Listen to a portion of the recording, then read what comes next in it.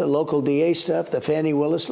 She spent with Wade, I call her Fani Wade, she spent with Wade, her lover, boyfriend, days in the White House and in the Justice Department talking about my case. Now, that case is imploding.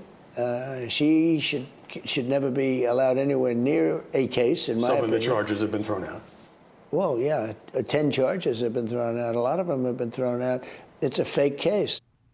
Former President Trump calling the Georgia election fraud case brought by Fani Willis a fake case after several charges were thrown out. And prosecutor Nathan Wade resigned after a judge found an appearance of impropriety due to his relationship with Willis. For more, let's bring in criminal defense attorney Katie Cherkasky. Katie, welcome. Thank you. So what is the fallout from the Fani Willis case there in Georgia, the district attorney there facing a lot of controversy?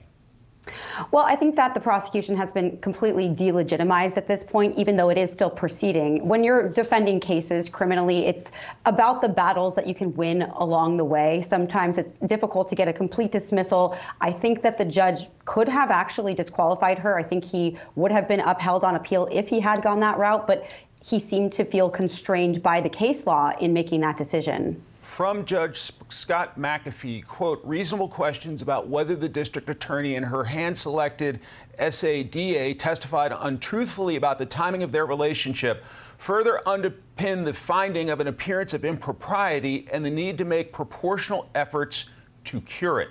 What do you make of that assessment? Well, the judge felt that they were lying, but the problem for the defense was that they didn't connect their lies and even the financial exchanges to anything directly impacting the case. They weren't dragging it on longer than necessary, and there was no evidence that the individual rights of the defendants had been violated, at least according to the judge. So he felt that removing Wade would cure that issue to the extent that there was the perception of unfairness there. But I think for a lot of people, that really was far too short of a remedy. The court calendar on the various Trump cases has looked very busy for this year. Obviously, we're in the context of a presidential election year. In reality, do you expect any of these trials to take place before the November election?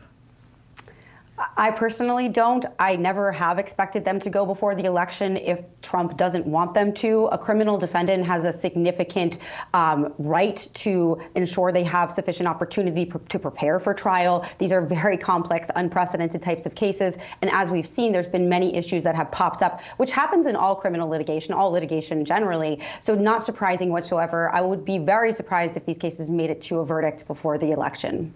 Okay, tomorrow at the Supreme Court, we expect arguments over whether the Biden administration improperly worked with some of the social media giants, basically what some consider basically silencing some criticism and whether it was censorship. What should folks at home expect in regard to that case? Well, I think we're going to have to hear the questions from the justices to see what way they're leaning. But ultimately, the involvement of the administration into the election in that manner is very concerning, especially as we're coming up to another election here. So hopefully we will have some transparency there moving into this in November.